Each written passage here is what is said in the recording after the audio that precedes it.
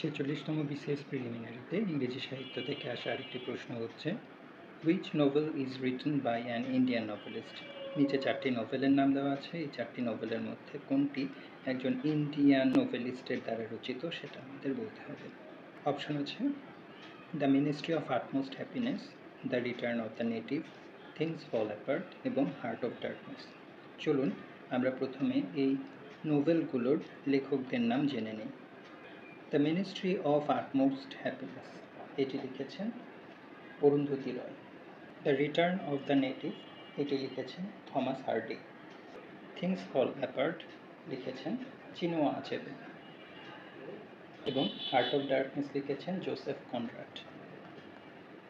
Joseph Conrad জন্মগ্রহণ করেছেন পোল্যান্ডে, কিন্তু পরবর্তীতে ব্রিটিশ সিটিজেন হয়েছেন। চিনুয়া আচেবে উনি হচ্ছেন Nigerian. The return of the native লিখেছেন থমাস হার্ডি, উনি একজন ব্রিটিশ নভেলিস্ট। রইল বাকি অরুন্ধতী রয়, তাছাড়া নাম দেখেও বোঝা যাচ্ছে ইনি হচ্ছেন ইন্ডিয়ান নভেলিস্ট। তো the ministry of utmost happiness Arundhati রয়ের লেখা এবং অরুন্ধতী রয় ইন্ডিয়ান নভেলিস্ট। অ্যান্সার হবে অপশন এ।